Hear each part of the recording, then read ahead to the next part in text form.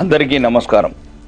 ఫిబ్రవరి 27 జరిగే పట్టభద్రుల అండ్ ఉపాధ్యాయుల ఎమ్మెల్సీ ఎన్నికలలో ఉత్తర తెలంగాణ జిల్లాలైన ఆదిలాబాద్, కరీంనగర్, నిజామాబాద్, మెదక్ జిల్లాల పట్టభద్రుల అభ్యర్థులైన భారతీయ జనతా పార్టీ అభ్యర్థులైన అంజిరెడ్డి గారికి మరియు కుమరయ్య గారికి ప్రశ్నించే గొంతుకులకు ఊపిరి పోస్తారని, మరియు ఈరోజు నిన్ననే చూశారు నిజామాబాద్ జిల్లా సమావేశంలో బహిరంగంగా అహంకారి, మోసకారి, అబద్ధాల కోరు హనుముల రేవంత్ రెడ్డి మీరు ఓటేస్తే ఎంత, వేయకపోతే ఎంత, గెలిస్తే ఎంత, గెలకపోతే ఎంత, తప్పుడు వాగ్దానాలు చేసి తెలంగాణ ప్రజలను గొంతు కోసి ఈరోజు అధికార పీఠం మీద కూర్చున్నారని బహిరంగంగా మాట్లాడుతున్నాడు.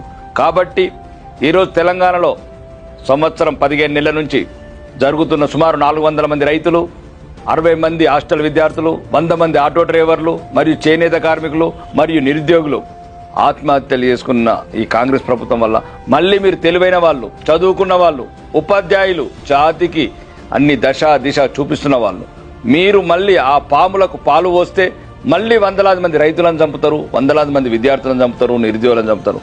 కాబట్టి దయచేసి ఈరోజు దేశం కోసం, ధర్మం కోసం, న్యాయం కోసం ఉన్న ఏకైక పార్టీ భారతీయ జనతా పార్టీ.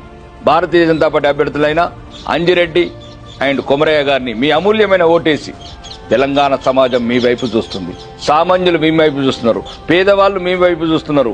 ఒకవేళ మమ్మల్ని నమ్మించి ద్రోహం చేసిన వ్యక్తులకు ఊపిరి పోస్తారా?